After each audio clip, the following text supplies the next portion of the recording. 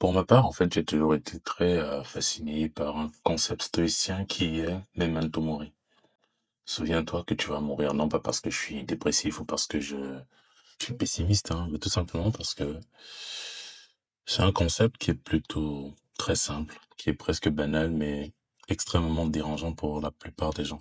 Parce que penser sans cesse à la mort ou à comment les choses finiront, pour moi, c'est très important. Parce que ce qui est sûr, c'est que peut-être que je ne mourrai pas demain, peut-être pas cette année, mais je pense que ça arrive assez tôt pour que beaucoup de choses que tu fasses, beaucoup de choses que je fasse aujourd'hui, n'aient en réalité aucun sens. Et la réalité, c'est que pendant longtemps, cette idée m'a obsédé. Et encore aujourd'hui, elle m'obsède un petit peu. Parce que, quand il pense, en fait, ça te pousse à te poser des questions. Ou à te poser une question en particulier que peu de gens veulent affronter. Qui est tout simplement que si le temps est limité, qu'est-ce qui compte réellement? Qu'est-ce qu'il faut faire? Si le temps est réellement limité et que tu n'as aucun contrôle sur le moment où tu partiras, quels sont les différents éléments? Quelles sont les différentes étapes par lesquelles tu dois passer? Quels sont les actes que tu dois poser pour avoir une vie qui a du sens, pour avoir une vie qui compte réellement? Et donc, la première chose, c'est que, en commençant à penser dans ce sens-là, ça m'a appris à changer de perspective, à sortir de moi-même et avoir un peu le pourtour des actions que je prenais. Parce que très tôt, pour ma part, en fait, hein, j'ai compris un truc, c'est que la plupart des gens ne manquent pas d'opportunités. En règle générale, ils manquent de clarté mentale. Ils naviguent à vue, ils ne savent pas réellement où ils vont. Et ce qui se passe dans ce genre de cas, c'est qu'ils vivent en réaction. Ils sont tout le temps confrontés à l'urgence par le manque de temps, par le manque d'opportunités que ils veulent saisir tout ce qui se passe devant eux. Et à ce moment, ce qui est assez drôle, hein, c'est vraiment drôle, c'est-à-dire qu'ils prennent des décisions qui sont émotionnelles. Ils prennent des décisions sous pression, ils prennent des décisions sous la comparaison parce qu'ils veulent faire comme quelqu'un d'autre aurait fait, parce qu'ils veulent imiter, parce qu'ils veulent suivre. Sauf qu'avec le temps, ce qui est sûr, c'est que le succès ne s'imite pas, le succès, il se construit. Et ce, peu importe l'aspect de la vie que tu choisis. Parce que tout se mérite. J'ai passé suffisamment de temps avec mon père pour que je retienne une seule phrase de lui: «Le monde appartient aux méritants». Et donc à partir de ce moment, plutôt que de suivre tout simplement la masse, plutôt que de faire tout simplement ce qui m'était imposé de par mon environnement, je sais pas, je me suis dit: «Je vais faire un truc qui est différent, adopter un comportement qui est plutôt contrarien et qui va dans le sens opposé». Bien sûr, en gardant en tête que les limites la liberté se trouve dans les limites qui te sont imposées. En fonction de comment tu joues avec ces limites, tu as la possibilité de t'en sortir ou pas. Tu as la possibilité d'identifier quelles sont celles que tu peux contourner pour aller à sens inverse. Parce que je ne dis pas qu'il ne faut pas suivre les schémas qui te sont imposés. Je dis juste qu'il faut être capable de les identifier et savoir à quel moment les contourner, savoir à quel moment faire preuve de différence et faire preuve d'ouverture d'esprit pour choisir un chemin qui sied généralement un peu mieux à ce que tu penserais. Parce que généralement, le fait d'avoir fait les choses différemment des autres t'apporte souvent une meilleure satisfaction ou à minima, tu n'as aucun regret. Et donc à ce moment, j'ai commencé par apprendre à penser, apprendre à m'exprimer, apprendre à lire, apprendre à reformuler mes idées. Comprendre comment je fonctionne, pourquoi je fais certaines choses, pourquoi je procrastine. Et pour le côté de la procrastination, dans mon cas en tout cas, c'est généralement parce que j'avais une crainte. Bon, ça date, hein, ça doit faire une dizaine d'années que j'ai pas été dans ce sentiment-là, que j'avais une crainte de finir pour exposer mon travail. J'avais pas envie que les gens voient ce que je fasse parce que je suis très, j'ai pas envie qu'on m'imite. Mais aujourd'hui, ça a un petit peu changé. Mais la dernière question que je me suis posée, c'est pourquoi je me sabote parfois. Et à ce moment, tu te rends compte que la seule façon de t'ouvrir et la seule façon de dépasser ce type de sentiment, c'est tout simplement de lire, d'observer, de tester et de se tromper le plus rapidement possible. Parce que, au niveau mental, ça n'a rien à voir avec la positivité, hein, c'est tout simplement une question de lucidité. Être lucide. Parce que sans lucidité, en règle générale, tout s'effondre autour de toi. Le deuxième point qu'il a fallu que je prenne en considération, c'est tout simplement quelque chose qui est qui est de l'ordre de la discipline, qui, en règle générale, ne se manifeste pas d'abord de façon mentale, parce que quand tu regardes d'un point de vue philosophique, peu importe ce que tu feras, ça, les changements ne sont pas tout de suite systématiques, mais ils sont d'abord visuels. C'est toujours d'un changement intérieur vers extérieur. Et donc, pour moi, il y a une évidence qui est claire. La santé. Encore aujourd'hui. Et je suis certain de cela parce que je pense que je suis assez construit sur ces éléments-là. C'est que si aujourd'hui je devais perdre une jambe, je pense que je suis suffisamment fort mentalement pour m'en sortir. Par contre, avoir la responsabilité de cet acte, savoir que quelque part je peux être responsable du fait de perdre un membre, responsable du fait de tomber malade, responsable du fait d'avoir quelque chose de grave, ça je pourrais difficilement m'en sortir parce que je suis assez coriace pour tenir dans le temps, malgré la maladie, malgré un handicap. Mais le faire avec le sentiment que j'en suis la cause, ça j'en peux, et je peux pas. Parce que tu peux avoir toutes les idées du monde, hein. Si ton corps est faible, si ton énergie est basse, et si ton mental est constamment épuisé, je ne pense pas que tu puisses aller quelque part. Du moins, pour moi, je ne pense pas que je puisse aller quelque part si ma santé me fait défaut. Et donc, à ce moment, le sport n'est plus une option. Le sommeil n'est pas un luxe. Allez, je dors très peu, il faudrait que je fasse des efforts là-dessus, mais la discipline ne devient plus une contrainte parce que tu as une visualisation claire de la personne que tu veux devenir. Et donc, tu sais de façon inconsciente ou parfois consciente, quelles sont les actions que cette personne ferait. Et donc, à ce moment, la discipline n'est plus un obstacle, c'est tout simplement une façon de vivre. Quand tu choisis de manger un truc hyper gras, tu sais pourquoi tu le fais. Quand tu choisis de manger hyper sainement, tu sais pourquoi tu le fais. Parce qu'à ce moment, la discipline devient un amplificateur de une manifestation de ce que tu veux devenir. Et donc, à ce moment, le sport m'a appris énormément de choses. Le sport m'a appris la constance. Le sport m'a appris, en fait, que obtenir un résultat ne dépend pas forcément du hasard, mais de la persistance, de la consistency, de ta constance, comme on dit. La santé m'a appris qu'elle s'acquérait sur le long terme. Et avec du recul, quand tu allies santé et sport, finalement, ton corps t'apprend que chaque excès se paie. Si tu manges mal, tu prends du gras. Si tu t'entraînes beaucoup trop, tu te blesses. La blessure, ça t'apprend l'humilité. Parce que sans santé, le cerveau, la pensée, la philosophie en griffe devient quelque chose de très instable. Parce que sans les deux, la santé devient quelque chose de toxique, la santé devient quelque chose qui aura tendance à te limiter plutôt qu'à te profiter. Une fois que tu as la pensée, une fois que tu as la santé, donc le physique, ce qui reste, le dernier point, c'est l'argent. Parce que l'argent, bien que n'étant pas une facilité, l'argent n'est qu'un outil. Et au final, quand tu fais de l'argent, tu comprends que tu es un artiste parce que tu fais tout ce qui est nécessaire, tout ce qui peut se vendre pour en obtenir. Et quand je le dis vraiment avec une forte humilité. Je dis que je n'ai jamais vu l'argent comme une fin. Je ne m'y intéresse absolument pas. De l'argent, j'en ai, mais face aux riches, ce n'est pas comparable. Et ça me débecte, ça m'horripile. Il est temps que je fasse quelque chose pour cela. Pour moi, l'argent, ça a toujours été un outil de liberté, un moyen d'accéder à une forme de liberté que je n'aurais pas si je veux tourner les pouces. Parce que pour moi, l'argent n'a jamais été combien je peux gagner. Absolument pas. De l'argent, on en imprime tout le temps. Et donc, à ce moment, j'ai la possibilité de toujours aller chercher. C'est à moi de faire preuve d'ingéniosité et donc d'obtenir ce que je veux. Le monde appartient au méritant, encore une fois. Mais plutôt que de me demander comment je veux gagner, comment je peux gagner plus, la question qui m'a toujours un peu obsédé, c'est qu'est-ce que je ferais de l'argent que je gagnerais?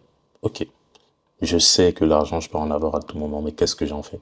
Comment je fais pour m'en servir de la façon la plus intelligente possible, pour réduire en fait la liberté que j'obtiens, pour réduire en fait la difficulté que j'ai à obtenir une certaine forme de liberté, et d'autre part,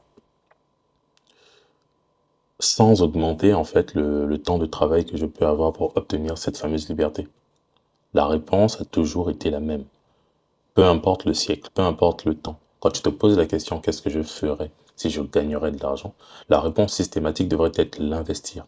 Et quand je parle d'investir, je ne parle pas que de bourse. Je parle de bourse, je parle d'immobilier, je parle de business, d'entreprise, mais surtout et avant tout, comment est-ce que j'utilise cet argent pour l'investir en moi, pour rester dans une perspective de croissance, pour rester dans une perspective de transformation.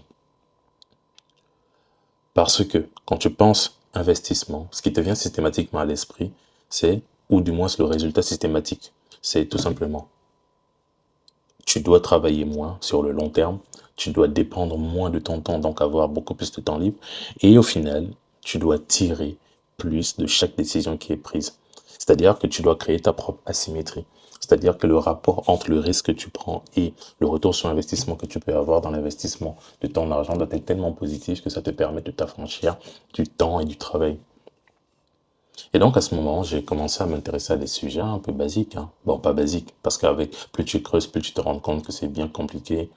Donc tu as la bourse, qui t'apprendra certainement la patience. Je te conseille de t'intéresser au, au travail de Warren Buffett. Tu verras que c'est pour moi l'investisseur le plus intelligent qui ait pu exister depuis un certain temps. Ensuite, tu as le trading qui m'a appris que la gestion du risque était important, qui m'a appris que même en étant sur les marchés de la bourse, tu as la possibilité d'en faire quelque chose de très actif tout en gérant ton risque et en augmentant la vélocité sur l'argent que tu pouvais acquérir. Le but n'a jamais été de paraître le plus intelligent. Et au final, si je veux être honnête avec moi, la raison pour laquelle j'ai appris l'investissement en bourse et le trading, c'est tout simplement parce que ce sont des notions qui ne m'étaient pas enseignées sur les bancs de l'école de façon classique, comme on peut dire. Et j'ai horreur de ne pas savoir. J'ai horreur de me sentir limité.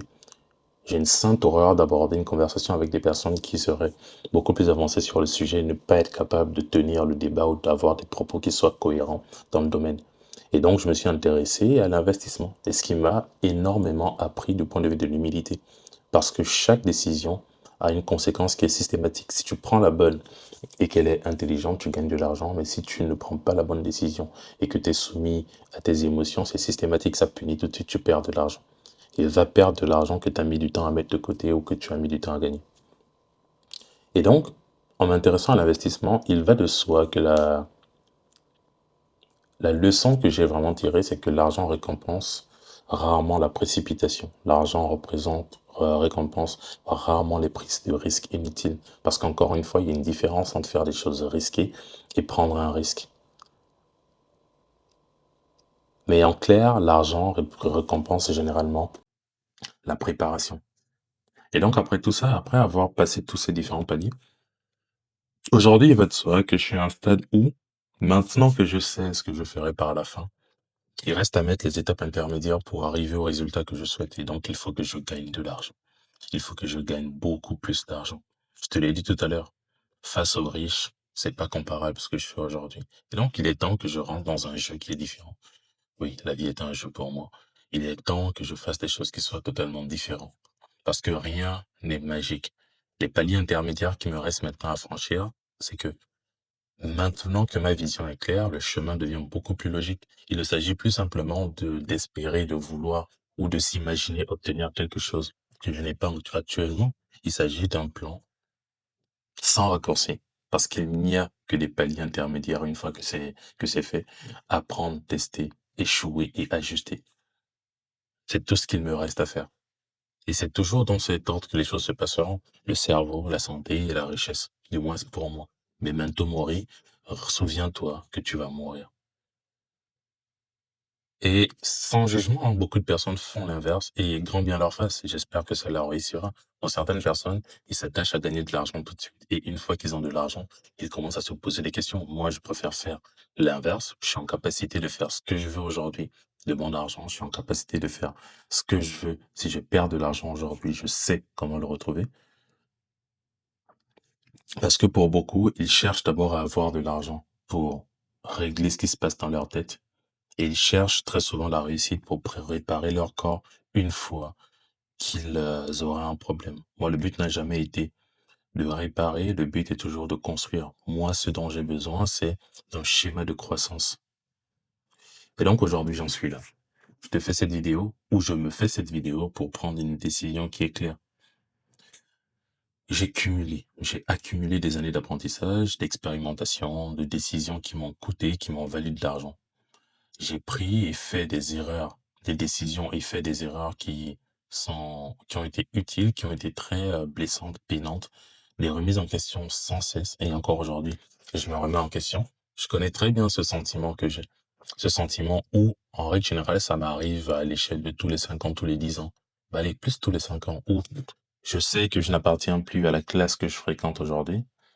Et j'ai pas encore fait mes preuves pour rentrer dans la classe au-dessus. Et donc à ce moment, la seule chose, c'est que je dois devenir très extrême, tout couper, m'isoler et travailler simplement. Donc les distractions inutiles, là, ça va faire de la peine côté social, mais s'ils ne comprennent pas, ce n'est pas grave.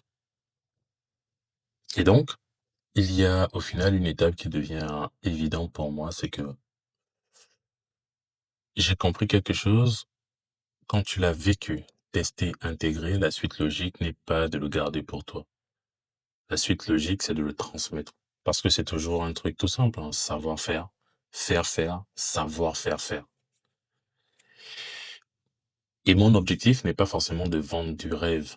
Mon objectif n'est pas de promettre des raccourcis. Mon objectif, c'est tout simplement une démarche qui est très, c'est un peu contradictoire. Une démarche qui est très tournée vers mon prochain, une démarche qui est très altruiste, tournée vers la vérité sur le bien que je peux apporter autour de moi.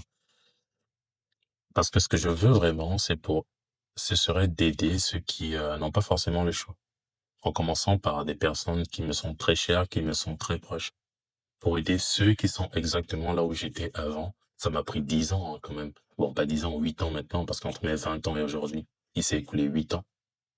Mais c'est ce qui m'intéresse, aider des gens qui manquent de clarté, qui manquent de structure, qui ont beaucoup de potentiel, mais qui très souvent sont mal orientés, qui ne savent même pas comment choisir vers où ils veulent aller. Et du coup, j'ai pas d'autre choix que de faire de moi-même le produit, j'ai pas d'autre choix que de vendre mes connaissances. Bien sûr, j'ai le choix, mais ce que je veux, c'est vendre mes connaissances. Ce n'est pas de les monétiser. Ce que je veux, c'est aider des gens à structurer, clarifier, et pourquoi pas accélérer le chemin qu'ils auraient, parce que moi, je l'ai déjà fait. Donc, je sais à peu près quelles sont les choses qu'il ne faut pas faire, quelles sont les choses qu'il faut faire à mon échelle. J'ai ma façon de faire les choses, j'ai ma façon de voir les choses. Parce qu'en règle générale, ce qu'il faut comprendre, c'est que, encore une fois, memento mori. Souviens-toi que tu vas mourir. Souviens-toi que ça va s'arrêter et que tu ne pourras rien faire. Le temps est compté. Le temps imparti à tout le monde n'est pas contrôlable. Tu peux donc passer ta vie à consommer, tu peux passer ta vie à repousser les choix que tu devrais faire, mais surtout, tu peux également attendre le bon moment, ou tout simplement, tu peux décider consciemment que tu peux maîtriser consciemment de ceux qui méritent ton énergie. Et pour moi, c'est clair. Penser juste, vivre en bonne santé, construire intelligemment et transmettre ce que j'ai appris. Encore une fois, memento mori. Souviens-toi que tu vas mourir. Et justement pour ça, je décide tout simplement de passer à l'étape suivante. Il est temps que je crée. Faire de l'argent, c'est un art. Et à la fin de la journée, je suis créatif, je suis un artiste. Donc, à très vite.